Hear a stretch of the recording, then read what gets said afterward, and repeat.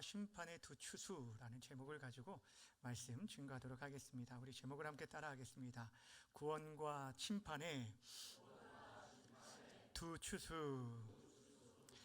우리는 지난 시간에 하나님의 마지막 심판을 앞두시고 주께서 새 천사를 통해서 이 땅에 주시는 마지막 경고의 메시지를 함께 나누었습니다. 우리 하나님께서는 심판 자체가 목적에 있는 것이 아니라 어찌하든지 마지막까지 한 영혼이라도 회개하고 돌아오기를 기대하시기에 그들에게 이 천사들을 통해서 그들을 돌이키고자 경고의 말씀을 주셨는데, 영원한 복음, 즉 영원히 변하지 않는 예수 그리스도의 복음을 듣고 믿음으로 말미암아 저들이 하나님을 두려워하고 하나님만을 영화롭게 하며 그분을 경배하기를 원하셨다는 거예요. 왜냐하면 그것이 살 길이기 때문입니다. 그러나 만약 그들이 끝까지 회개치 아니하고 하나님을 대적하게 되어진다면 그들이 따르는 그 나라의 권세와 세상의 악인 바벨론이 반드시 멸망하게 될 것이고, 짐승과 그 우상을 섬기는 모든 자들도 결국 지옥 형벌에 처하게 될 것을 말씀해 주셨습니다. 그런데 지옥 형벌이 무서운 이유가 무엇이라고 했습니까? 그곳에는 결코 뭐가 없다고요? 쉼이 없다라는 것입니다. 근데 끝까지 힘들고 어렵지만 믿음을 지키며 인내하며 나아가는 자들에게 소망이 있는 것은 그날 우리가 주님 앞에 설 때 우리 이 땅에서 모든 수고를 그치고 참된 안식과 쉼을 얻게 되고 하나님께서 예비하신 상급으로 갚아 주실 것이기 때문입니다. 그렇게 바라고 원하기는, 여러분, 우리가 정말 주님과 이 땅 가운데 살아가면서 동행하되 주 안에서 살고 주 안에서 죽을 수 있는 저와 여러분 모두가 되어지기를 다시 한번 주님의 이름으로 축원합니다. 오늘 말씀은 이렇게 경고의 메시지가 그 경고로서 끝나지 아니하고 이제 실제적인 심판으로 나타나게 될 것을 우리에게 아주 선명하게 보여주고 있는 말씀입니다. 내용은 간단한데 이 두 가지의 추수의 내용을 통하여서 이것을 증거하는데, 14절부터 16절까지는 곡식 추수에 대한 내용이고 17절부터 20절까지는 포도 수확에 대한 내용을 담고 있습니다. 그런데 우리가 이 두 가지의 수확에 대한, 추수에 대한 내용을 살펴보기 전에 성경에서 말하는 이 추수의 의미가 무엇인지를 먼저 우리가 생각을 해보아야 돼요. 성경에서는 하나님의 최후의 심판에 대해서 여러 그림과 이미지를 타용해서 우리에게 쉽게 소개해주고 있는데, 특별히 이 추수라는 이미지를 가지고 이 심판에 대해서 많은 곳에서 말씀하셨어요. 여러분 잘 알고 있는 알곡과 가라지에 대한 비유로 우리 주님께서도 이렇게 말씀하셨습니다. 마태복음 13장 30절 함께 읽을까요? 시작. 둘 다 추수 때까지 함께 자라게 두라. 추수 때 내가 추수꾼들에게 말하기를 가라지는 먼저 거두어 불사르게 단으로 묶고 곡식은 모아 내 곡간에 넣으라 하시라. 아멘. 여기 보시면 가라지는 거두어 불사르게 내어 던지고 또 알곡은 거두어서 당신의 그 곡간에, 주님의 곡간에 드려지게 될 것이라고 말씀해 주고 있습니다. 여러분, 이것은 무엇을 말씀하고 있습니까?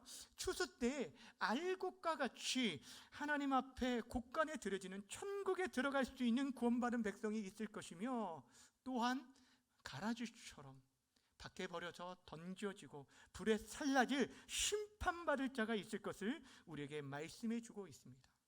세례 요한도 이와 비슷한 말씀을 하셨는데, 우리 주님이 이 땅에 오셔서 행하실 그 사역에 대해서 바로 이 심판의 이미지를 가지고 말씀해 준 바가 있습니다. 마태복음 3장 12절인데 제가 읽어드립니다. 손에 키를 들고 자기의 타작마당을 정하게 하사 알곡은 모아 어리에 드리고요 곡간에 드리고 쭉정이는 꺼지지 않는 불에 뭐 하시리라? 태우시리라 라고 말하고 있어요. 여기서 알곡과 쭉정이로 완전히 구별하여서 알곡은 거두어 드리고 또 쭉정이는 불에 태우실 것이라고 분명하게 말씀하면서 지금 추수를 예수님 하나님의 심판에 대한 이미지로 우리에게 소개해 주고 있다는 것입니다. 사랑하는 여러분, 이것은 우리 주님의 심판의 양면성을 그대로 보여주고 있어요.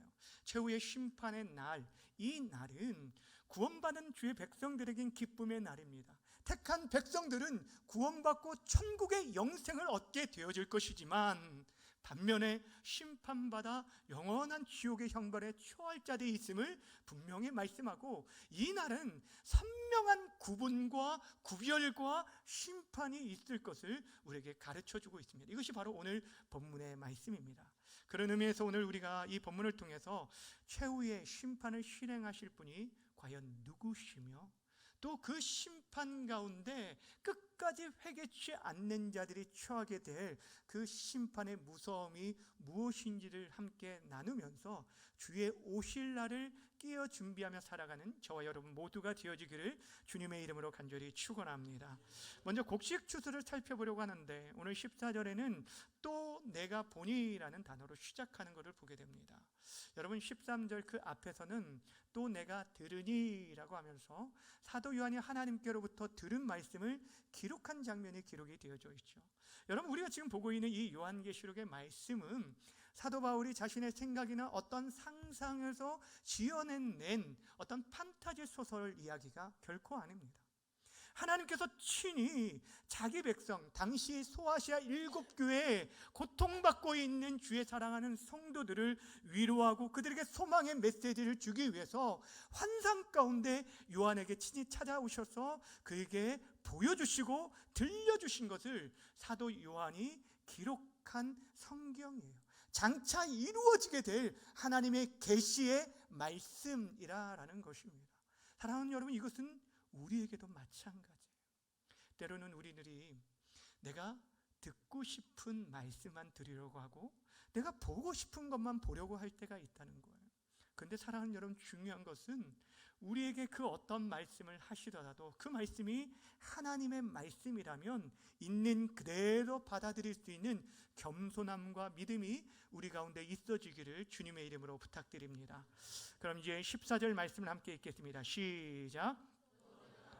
흰 구름이 있고 구름 위에 인자와 같은 이가 앉아 하셨는데 그 머리에는 금 면류관이 있고 그 손에는 예리한 낯을 가졌더라. 아멘. 여러분, 지금 사도 요한이 무엇을 보고 있다라고 말하고 있습니까? 무엇을 보고 있다고요? 흰 구름과 구름 위에 앉아 있는 인자와 같은 이를 보고 있다라고 말하고 있습니다. 여러분, 인자와 같은 이는 우리가 이미 앞에서 살펴본 것처럼 육신을 입고 이 땅에 오신 누구시죠? 예수 그리스도를 의미합니다. 근데 그분이 지금 구름 위에 앉아 계시다는 거예요. 여러분, 사도 요한이 눈을 들어 하나님께서 보여준 그 환상을 보았을 때 얼마나 감격하고 기뻐했을까요? 왜 그러냐면, 여러분, 일찍이 예수님께서는 이 땅에 계시면서 자신의 오심, 재림에 대한 말씀을 하실 때마다 뭐라고 말씀하시냐면 영광 가운데 무엇을 타고 오실 거라고요? 구름을 타고 오시리라 라고 말씀하신 바가 있습니다. 계시록 1장 7절에서도 구름 타고 다시 오실 것이고 그를 찌른 자들도 볼 것이다 라고 말씀하시고, 우리 주님께서 심지어는 십자가의 지시기 그 전날 종교 지도자들에게 신문을 받는 그 자리에서도 이렇게 분명하게 말씀하셨습니다. 마태복음 26장 64절 말씀 함께 읽습니다. 시작. 예수께서 이르시되 그러나 내가 너희에게 이르노니 이후에 인자가 권능의 우편에 앉아 있는 것과 하늘 구름을 타고 오는 것을 너희가 보리라 하시니. 아멘. 무엇을 타고 오신다고요? 구름을 타고 오실 것이다. 그런데 지금 요한이 그 말씀을 친히 직접 그 자리에서 들은 자이잖아요. 그런데 지금 자신의 눈을 들어서 그 구름 위에 앉아 계신 예수님을 보면서 정말 그 말씀처럼 그 구름을 타고 오실 것을 다시 한번 확신하게 되었는데, 이 예수님의 모습을 오늘 성경에 어떻게 묘사하고 있냐면 두 가지로 묘사합니다. 그 머리에는 무엇을 쓰고 있다고요? 금 면류관을 쓰고 있고, 그리고 그 손에는 예리한 낫을 가지고 있다라고 말하고 있어요. 여기서 면류관이라는 것은 운동 경기자가 경주를 통해서 승리하여 얻은 그 월계관과 같은 승리의 관을 의미하고, 더 나아가 통치자의 권세를 상징하는 왕관을 의미하는 것입니다. 근데 이게 그냥 면류관이 아니라 어떤 면류관입니까? 금 면류관이라고 말을 하고 있어요. 여러분, 금면류관을 쓰고 계신 예수님은 무엇을 말합니까? 온 세상을 이기신 최후의 승리자이고 그분이 만왕의 왕이요 만주의 주이심을 우리에게 말씀해 주고 있습니다. 그런데 그분이 그 손에 무엇을 가지고 있습니까? 예리한 낫을 가지고 있어요. 여러분, 낫이 무엇인지 아세요? 우리 학생들, 낫이 무엇인지 아세요? 네, 감사해요. 이 낫, 추수할 때 쓰는 도구입니다. 이 낫을 가지고 있다라는 것은 무엇을 말하냐면, 우리 주님께서 이 땅에 어떤 분으로 오셨냐면 우리의 구주와 구원자로 오셨지만, 더 나아가 그분이 마지막 심판 때에는 우리를 심판하러 오실 심판주이심을 우리에게 가르쳐 주고 있는 것이에요. 그런데 특별히 오늘 이 본문의 낫을 가리킬 때 그냥 낫이 아니라 예리한 낫이라고 말한 것을 주목해야 합니다. 여러분, 낫, 여러분 한번 갈아보셨나요? 이 날이 서 있다. 굉장히 날카롭다. 제가 이제 시골에 살면서 숫돌에 직접 이 낫을 갈아본 적이 있습니다. 이제 대나무로 연을 만들어야 하기 때문에 직접 이제 만들잖아요, 시골에서는. 그러니까 낫을 사용하려면 낫을 갈기도 했는데, 추수를 앞두고 있을 때 동네 어르신들이 이 낫을 잘 갈아서 추수를 준비하는 것을 보았어요. 여러분, 무엇이냐면 지금 예수님께서 예리한 낫을 그 손에 가지고 계시다라는 것은 무엇을 말씀합니까? 추수의 때, 심판의 때가 뭐 했다는 거예요?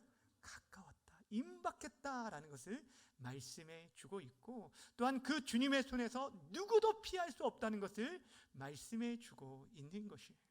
사랑하는 여러분, 우리 주님은 분명 우리의 주님으로 이 땅에 오셨습니다. 우리의 구주로 이 땅에 오셨습니다. 십자가에서 자신을 내어주신 참 사랑의 주님이 바로 우리 주님이십니다.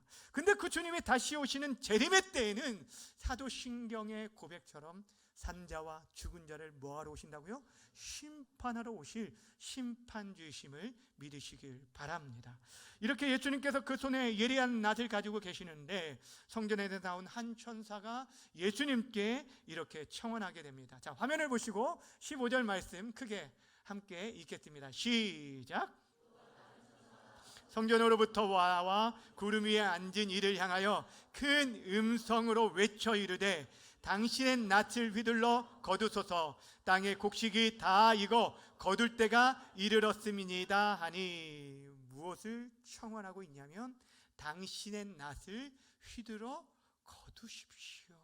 그 예리한 낫으로 곡식을 거둬달라고 청원합니다. 왜냐하면 이 곡식이 다 익었다라는 것입니다. 그러니 지체지 마시고 추수해달라고 요청하고 있는 것을 보게 됩니다. 자, 그렇다면 이렇게 추수되는 곡식은 과연 누구를 의미합니까? 누구를 나타낼까요? 바로 추수되는 곡식은 하나님의 백성된 성도들을 의미합니다. 다시 말씀드리면 하나님의 계명과 예수 그리스도를 믿는 그 믿음을 지켜 살아가는 말세 성도들이 바로 곡식이라고 말해주고 있는 것입니다. 성경은 이 마지막 심판 때의 악인에 대한 최종적인 심판이 이르기 전에 하나님께서 그의 천사들을 보내어 온 열방에 있는 주의 백성들을 다 모아 천국 곳간에 그들을 들이시고 그들이 함께 모여 하나님을 찬양하고 예배할 날이 올 것이라고 우리에게 분명하게 말씀해 주셨습니다. 여러분, 어떤 약속인지 마태복음 24장 30절 31절 함께 읽을까요? 시작. 징조가 하늘에서 보이겠고 그때 땅의 모든 족속들이 통곡하며 그들이 인자가 구름을 타고 능력과 큰 권능으로 오는 것을 보리라. 그가 큰 나팔 소리와 함께 천사들을 보내리니 그들이 이 택하신 자들을 하늘 이 끝에서 어디까지? 저 끝까지 사방에서 모으리라. 여러분, 하늘 이 끝에서 저 끝까지 하나님의 백성들, 추수할 백성들을 다 거두시고 모으실 거라고 말씀하고 있어요. 여러분, 지금 온 열방의 복음을 증거하기 위해 흩어진 모든 선교사님들, 여러분, 그 수많은 선교사님, 우리 GMS 선교사들이 26,000명이에요. 그 선교사님들 100개의 국가에 나아가서 지금도 복음을 증거하고 있어요. 또한 지금도 드러내지 못하고 숨어서 여러분 북한의 지하 교회에서 예배하고 있는 주의 사랑하는 성도들, 그 성도들까지 더 나아가서 셀 수 없는 수많은 주의 백성들이 함께 모여 하나님을 예배하는 날이 올 것을 우리에게 말씀하고 있어요. 여러분 한번 생각해 보세요.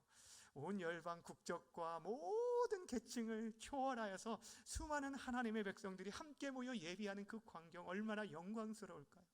저는 지금도 생생하게 기억되는 그런 감격스러운 예배의 경험이 있는데, 언제였냐면 서울에서 이렇게 부활절 연합 집회가 있었어요. 그 서울 지역에 있는 교회들이 대부분이 그 당시에는 얼마나 협조를 잘했는지 함께 모여서요, 그 올림픽 경기장 그 넓은 곳에 빈자리가 없을 정도로 가득 차서 예배를 하는데, 찬양대만 수천 명이 찬양을 하고요, 그 수만 명이 함께 예배하는데, 제가 이제 시골에서 올라온 지 얼마 되지 않아서 이렇게 대한민국에 하나님을 사랑하고 예배하는 자들이 이렇게 많구나 하면서 너무너무 감격한 거예요. 그러면서 함께 찬양하는데 그 찬양의 소리에 온몸의 전율을 느끼는 그런 은혜를 경험해 본 적이 있어요. 이걸 전달해 주지 못하니까 제가 참 아쉬운데, 네. 여러분, 그런데 그런 마지막 때에 우리 주님께서 낫을 휘둘러서 수많은 사람들이 하나님 앞에 그렇게 하늘 곳간 천국 곳간에 들여져서 그렇게 예배한 날이 올 것이라고 말씀하고 있어요. 근데 여러분, 여기서 주목할 단어가 있어요. 오늘 15절에 보면 천사가 땅의 곡식이 다 익어 거둘 때가 되었다라고 말할 때 다 익었다라는 이 단어는요, 여러분이 생각하는 것처럼 무르익은 그렇게 탐스러운 그런 열매를 말하는 것이 아니에요. 이 단어의 원문의 뜻은 마르다, 쇠약하다, 피폐하다라는 그런 단어입니다. 여러분, 그러니까 우리가 생각할 때 지금 천사를 통해서 천사가 요청하고 있는 곡식, 이 곡식은 최상급 양질의 곡식이 아니라 말라버린 그런 곡식을 말한다라는 것입니다. 이 동일한 단어가 쓰인 용례를 찾아보면 한 세 군데가 성경에 기록되어 있는데, 베드로 전서에 보면 푸른 마르고 꽂힌 시들고 할 때 그 마르다는 단어가 여기서 사용되어졌고, 또 마가복음 9장에 보면은 파리해져 갔다라는 단어가 바로 이 단어로 쓰이고 있다라는 것입니다. 여러분, 지금 천사가 이렇게 말라버린 곡식을 거덜나고 청구하고 있는 것은 지금 이 땅의 믿음을 지키는 자들의 형편이 어떠하다는 것을 우리에게 잘 보여주고 있어요. 여러분, 마지막까지 믿음을 지킨 자들의 모습이 바로 그러하다는 것입니다. 황제 숭배를 거부하고 살아가는 자들의 삶은 말 그대로 형편없고 그들은 가련하고 곤고한 삶을 살게 되어지는 거예요. 여러분, 황제의 우상 앞에 고개만 까딱 숙이면 먹고 사는 문제가 해결될지도 불구하고 끝까지 하나님 외에 다른 신을 섬길 수 없다고 우상 앞에 굴하지 아니하고 끝까지 믿음을 지킨 자들은 오히려 곤욕과 모욕과 심한 멸시를 당하게 되었고 심지어 죽음의 자리까지 이르게 되는데, 그런데도 굴하지 않고 예수를 믿는 믿음을 배반치 않는 저들은 겉으로 볼 때는 마르고 쇠약하지만 우리 주님께서는 저들을 알곡으로 여기시고 저들을 거두어 천국의 곳간에 들이신다라는 것이에요. 사랑하는 여러분, 이것이 우리 믿는 자들의 소망입니다. 우리가 이 땅에 살아갈 때 세상 사람들이 볼 때는 굉장히 어리석어 보이고 왜 그렇게 사냐고 여러분, 우리들이 고지식하다고 말을 들을 수도 있지만, 우리가 믿음으로 살아갈 때 당장 눈에 보이는 것도 없고 잡히는 것이 없고 오히려 곤비하고 곤고하고 취약해 보일지라도 반드시 우리 주님께서 우리의 구원을 완성해 주시러 이 땅에 오실 것을 믿고 믿음을 지키며 살라고 말씀해 주고 있는 것이에요. 이것이 바로 첫 번째 추수를 통해 우리에게 주신 말씀입니다. 이제 두 번째 추수, 포도 수확에 대한 말씀, 우리 17절, 18절 함께 읽겠습니다. 시작. 하늘에 있는 경전에서 나오는데 역시 예리한 낫을 가졌더라. 또 불을 다스리는 다른 천사가 제단으로부터 나와 예리한 낫 가진 자를 향하여 큰 음성으로 불러 이르되, 내 예리한 낫을 휘둘러 땅에 포도송이를 거두라. 그 포도가 익었느니라 하더라. 자, 이번에는 성전에서 또 다른 천사가 나왔는데 그 천사 또 역시 무엇을 들고 있냐면 예리한 낫을 들고 있어요. 그리고 불을 다스리는 천사가 그에게 이렇게 말을 합니다. 내 예리한 낫을 휘둘러 포도송이를 거두라. 포도가 다 익었다라는 것입니다.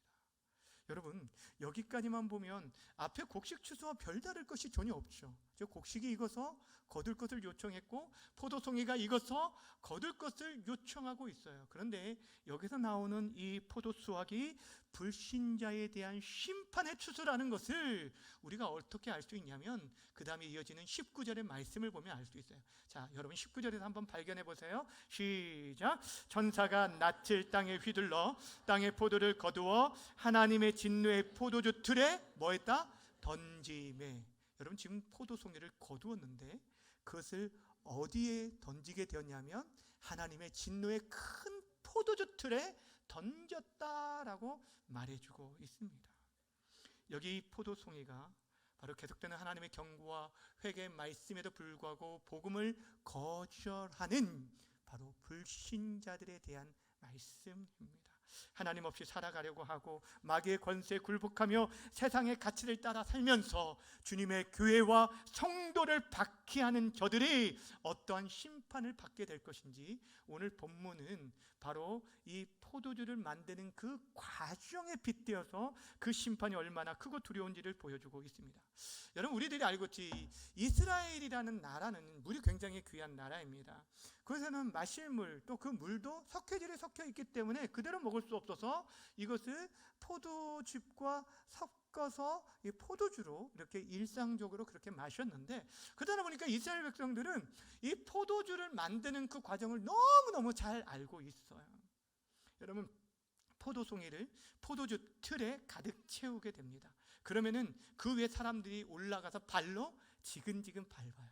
밟고 으깨어지면 그 밑에 사이로 말미암아 그 포도주즙이 흘러나오게 되고 그걸로 이제 모아서 포도주를 만들게 되어지는데, 지금 그렇게 포도즙이 흘러나오는 것처럼 지금 그들을 심판하여 그 피가 그렇게 흘러나오게 될 것, 아주 심판의 극심한 심판의 무서움을 그대로 우리에게 묘사해 주고 있다라는 거예요. 근데 여기서도 우리가 주목할 단어가 있습니다. 18절의 말씀에 보면 마지막에 포도송이를 거두리라 라고 하면서 그 포도가 익었느니라 라고 기록하고 있어요. 뭐 했다고요?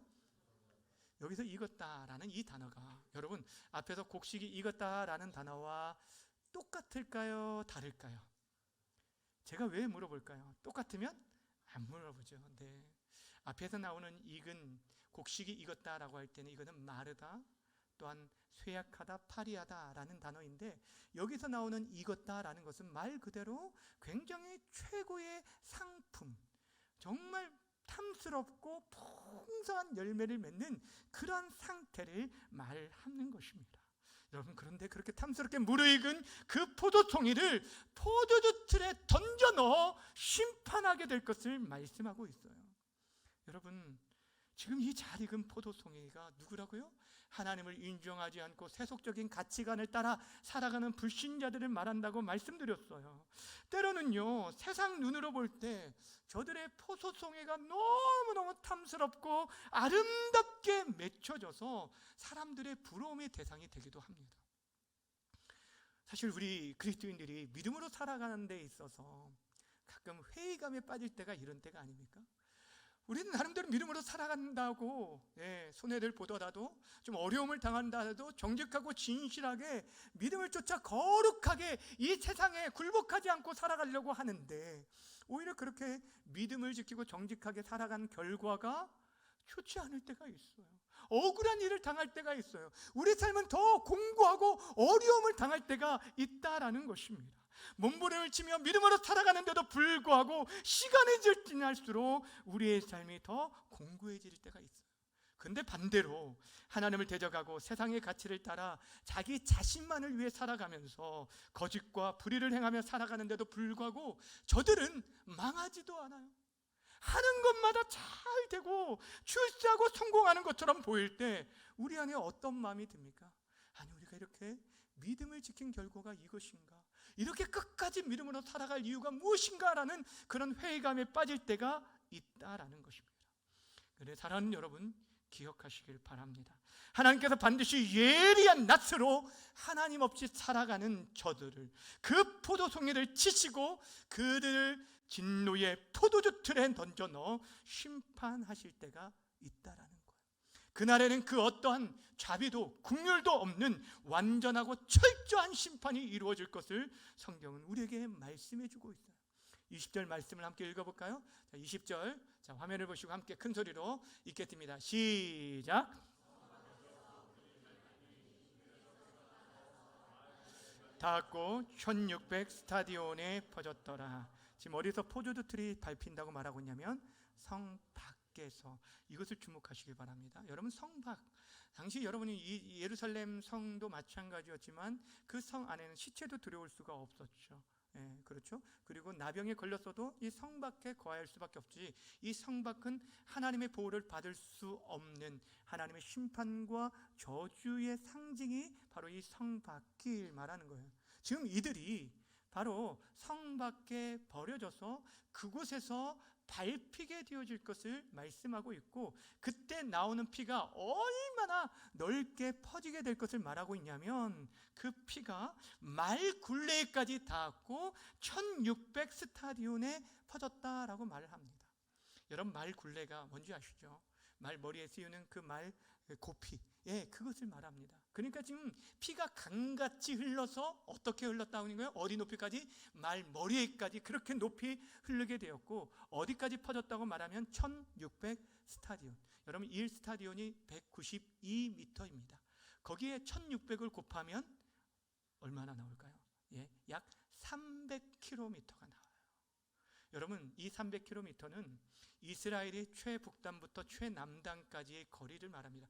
팔레스타인 전체의 지역을 상징하는 말이기도 하지만 이 1600이라는 상징적인 수입니다. 40의 거듭 숫자로서 4는 어떤 수죠? 동서남북 사방 온 세상을 말하는 거고, 이 10은 만수 꽉 찬 수를 말하는 거예요. 온 열방이 모두가 하나님의 심판의 대상이고 누구도 피할 수 없는 완벽한 심판, 완전한 심판, 철저한 심판이 이루어질 것을 말씀하고 있어요. 사랑하는 여러분, 그런데 이제 우리가 마지막으로 생각할 것이 무엇이냐면, 우리들이 곡식추들을 통해서 구원을 받다, 하나님의 곳간에 드려진다라고 할지라도 우리들이 우리의 행한 것에 대해 어떠한 것도 자랑할 수 없고, 그 모든 것이 바로 하나님의 구속의 은총이고 우리 주 예수 그리스도의 보혈의 은혜라는 것을 우리는 고백하고 기억하며 살아야 한다는 거예요. 앞에서 여러분, 이 포도주 틀이 어디서 밟혔다고 말씀드렸어요? 20절에 성 밖에서라고 말씀을 드렸죠. 이 성밖은 하나님의 저주와 심판의 장소를 말합니다. 근데 우리들이 원래 그곳에서 우리가 짓밟히고 하나님의 심판을 받아야 하는데, 우리 대신 그 성문 밖에서 고난을 받으신 분이 계시다는 거예요. 그분이 누구십니까? 바로 예수 그리스도이십니다. 히브리서 13장 12절 말씀 함께 읽겠습니다. 시작. 그러므로 예수도 자기 피로써 백성을 거룩하게 하려고 성문 밖에서 고난을 받으셨느니라. 아멘. 여기 성문 밖에서 고난을 받으셨다라는 것은 예수님의 십자가의 고난을 의미하는 거예요. 예수님 십자가에 달린 곳이 바로 예루살렘 성 밖에서 일어난 일이었습니다. 우리 주님이 바로 하나님의 저주와 하나님의 심판을 그 자신이 다 받으셨는데, 왜 그 성문 밖에서 고난을 받으셨다고 말하냐면 자신의 피로 우리를, 그 택한 백성을 거룩하게 하고 구원하게 하심이라고 말씀하고 있어요. 여러분, 그렇습니다. 우리들이 원래 성 밖에서 하나님의 진노로 인해서 그렇게 밟혀야 할 존재들이 바로 우리들이었어요.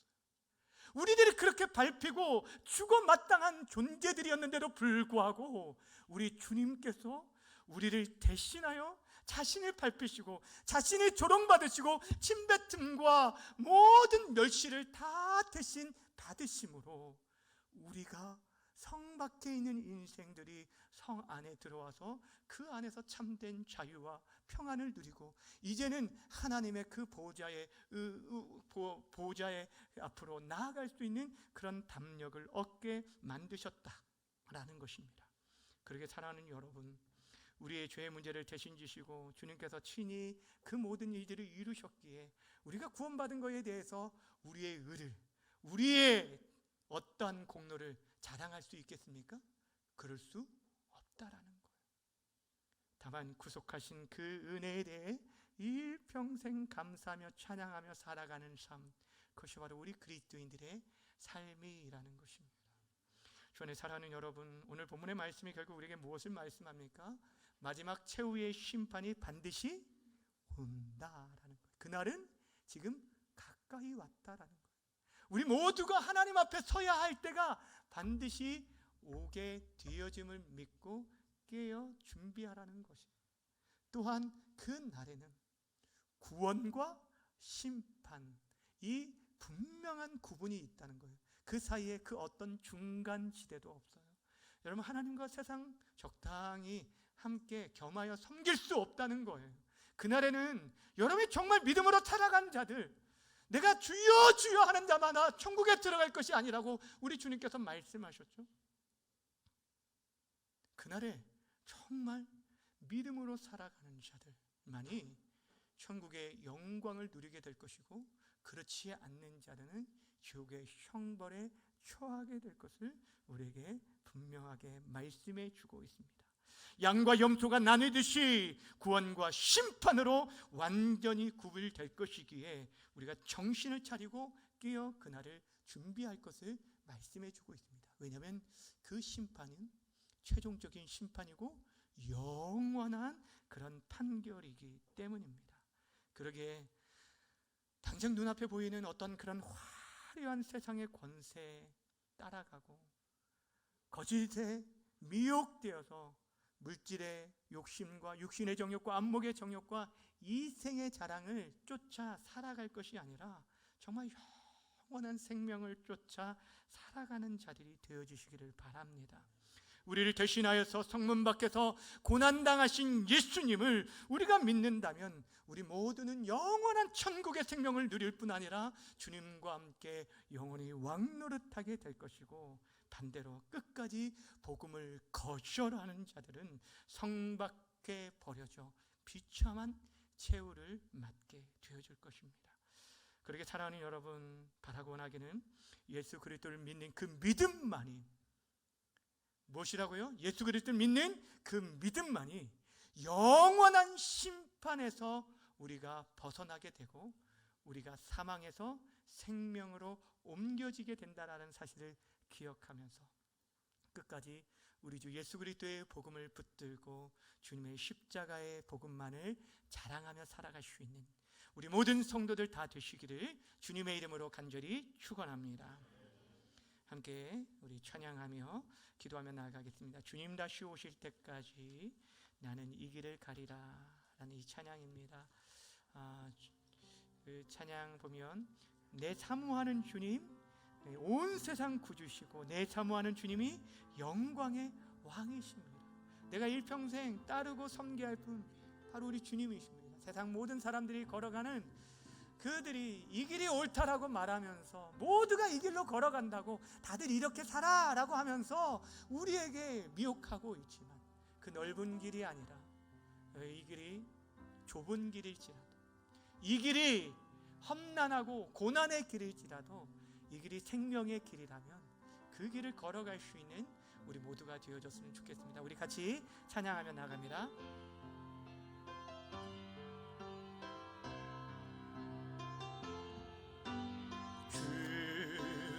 다시 오실 때까지 나는 이 길을 가리라.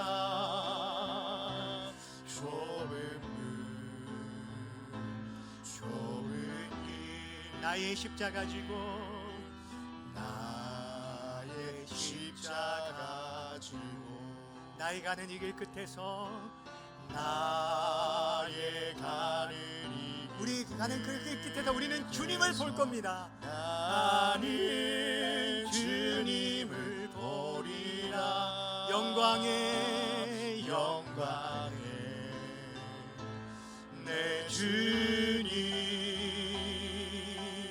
나를 맞아주시리. 아멘. 주님 다시 오실 때까지 나는 일어나 달려가리라. 주의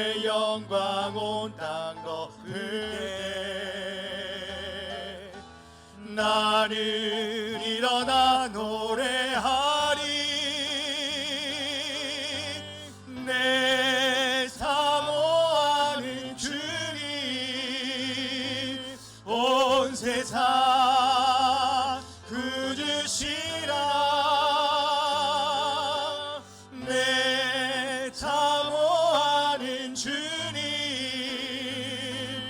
영광의 왕이시라. 주님 다시 오실 때까지, 주님 다시 오실 때까지 나는 일어나 달려가리라. 나는 일어나 달려가리라.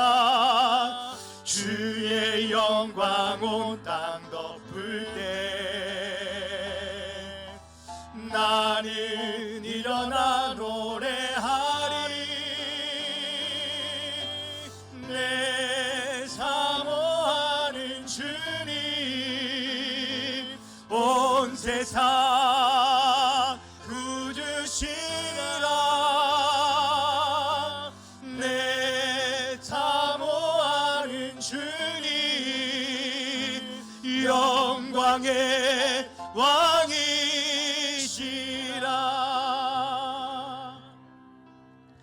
그렇습니다. 우리 주님 온 열방의 구원자 되시며 구주시며 왕이시며 만왕의 통치자이실 뿐 아니라 마지막 때의 심판주로 반드시 오게 되어질 것입니다. 여러분은 지금 어떠한 모습 가운데서 계십니까? 영광의 주님 그 앞에 서기를 준비하며 살아가고 있습니까? 이 시간 기도할 때 하나님, 우리가 세상과 하나님을 겸하여 섬기는 자들이 아니라 하나님만을 섬기며 살아가게 해 주옵소서. 끝까지 이 길을 걸어가는 순례자가 되게 하시고 하늘 소망을 가지고 믿음으로 살아가는 우리들이 되게 해 달라고, 좁은 길, 진리의 길, 생명의 길을 걸어갈 수 있게 해달라고 우리 주여 한번 부르고 함께 기도하며 나아갑니다. 주여!